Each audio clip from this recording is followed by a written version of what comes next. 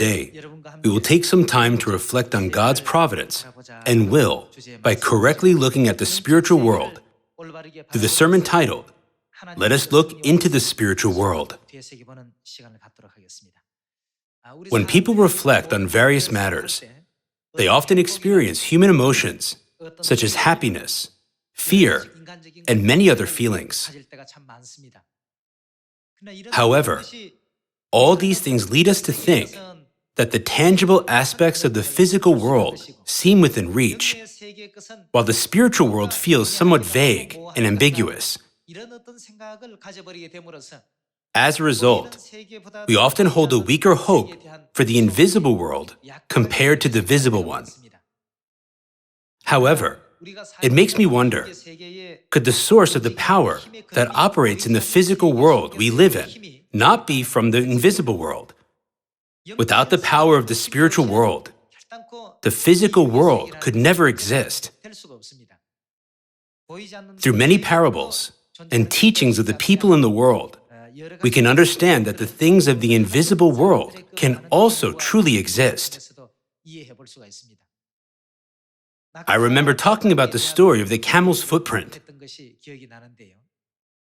Two Arab merchants set out on a long desert journey to conduct business. One was a believer in God, and the other one was an atheist. As the two merchants were traveling, a debate arose between them about whether God exists or not. One said, God exists, while the other argued, there is no God. The debate between those asserting God exists and those refuting there is no God continued intensely.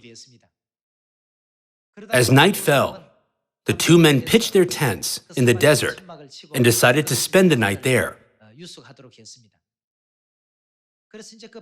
They tied the camels to stakes with ropes, unpacked all their belongings, and the two weary men lay down inside the tent. However, when the two men got up in the morning to continue their journey, they discovered that the camels had disappeared. The two merchants found themselves in quite a predicament. The absence of a camel, which was their means of transportation and the carrier for many goods, put the two merchants in a life-threatening situation, causing them to face a great crisis and difficulty in the desert.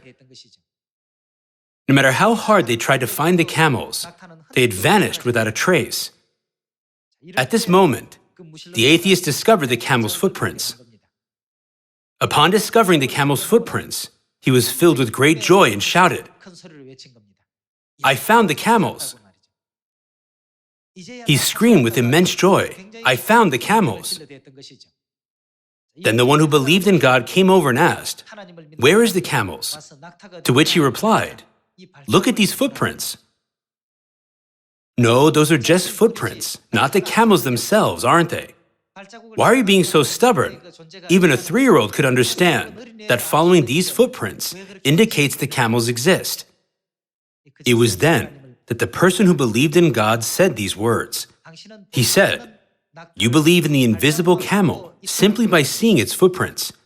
Yet despite God's countless footprints being evident in all creation, how can you not believe in his existence?" The camel's footprints are evidence that the camels exist, and God's traces are signs that God exists. How can you not believe in God's existence through his traces? As he was telling this story, the morning sun rose gently in the eastern sky. That is exactly God's footprint, he said. Around us, there's a strong tendency for many people to refuse to believe in the invisible world.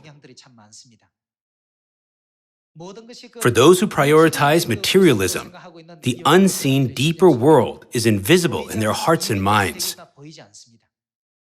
Therefore, they do not believe. Since it does not seem believable to them, ultimately they cannot have faith. When we think about all these matters, just like the Arab merchants, who accepted the existence of the camels merely from the footprints, today there are countless signs of God all around us.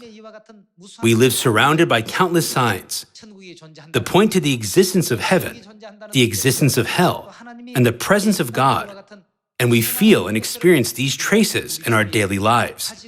However, we often pass by them without giving them much thought.